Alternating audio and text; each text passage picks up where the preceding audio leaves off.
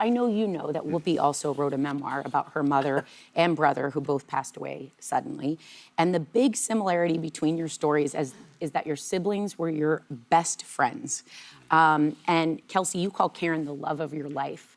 So as you kind of reconcile the joy and the grief, tell us about some of your best memories of the 18 years you did spend together. Because so much more of her life, all those years and days, were not that night. It was all those moments before. Of course, when I was little, I sort of knew by then. Adorable. I knew by then that I really loved my sister. It just took a while. You know, there was that period for a bit when I would say, "Oh, Mom, do I have to look after Karen today?" You know, and we'd be going out in the snow and we'd have those plastic pants that made that awful noise. You know, I just hated all that. But now, of course, I love it and I remember it really vividly. Some part of writing the book was an extraordinary thing because as an exercise, it just taught me that memory and time really aren't related. The memories would just come straight at me, like in that moment. And so the book is written in that way.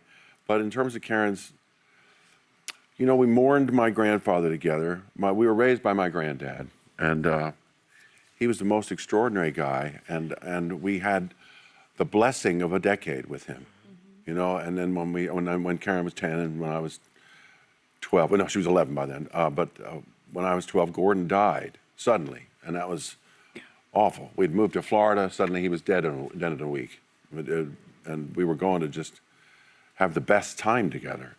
So that got abrupted for a while. We had to mourn Gordon, and we found a way to do it together as a brother and sister who loved this man more than anyone. And once that got taken care of, we started a life in Florida that was really wonderful. Yeah. We had great fun together, great friends together. We had a little boat we ran around on, and we water skied together. I mean, we even went to school sometimes on the boat. There was a little guy that would let us dock our boat across the street from where our school was, and we could cut through his backyard. And then we'd get back on the boat and go back up to where we lived. It was, you know, like a 10-minute boat ride, and it was a 30-minute car drive. So it was a pretty idyllic life. And then, then Karen started to do a little more pot. It happened. She wasn't exactly a pot head, but she wasn't one of those guys sort of like those corruptible, weird like kids that didn't seem to learn anything. She was actually pretty bright and managed to enjoy a joint or two. I was the older brother. I was not allowed to do that. With a buttoned up. No. Well, I was not going to be doing that. And quickly, in the midst of tragedy, you did pursue your dream of acting, obviously having an incredible career. Cheers, Frasier, the X-Men movies.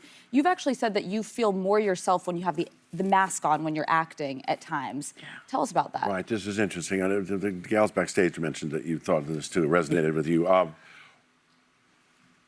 I was always projecting a little bit the loss of my sister onto the relationships I had. I mean, I'm still tempted to do it with my children today, and I have a raft of, a stair-step. It's a stair-step family, yeah, right. So I've got 3 little ones, and I often look at them and think, oh gosh, I hope you don't have to, suffer. But everybody gets to suffer. Everybody learns how to deal with it. Grief is a very challenging thing to go through, but it's gonna happen. Yeah. You just hope it doesn't happen in the vividly horrible ways that it can happen, and you see it around you every day. And some other young, beautiful family is torn to pieces by man's inhumanity to man. Yeah. And it's just hopefully we can avoid it and help it and stop it and Wow. come to terms with it. Kelsey, this is an extraordinary book. Yeah. It's one of the hardest books I've ever listened to. And yet, you're with him, so you feel safe when you're hearing him speak about all that went on. Because there's so much. There's him, and then there's what happened to his sister, and then there's his sister and their lives. It takes you all through. So please, know that this book is extraordinary. Our thanks to Kelsey Grammer. His book, Karen, A Brother Remembers, is out now. You can get the book by scanning the QR code on the screen. And members of this audience, I'm honored to say you're going to be going home with a copy of this book.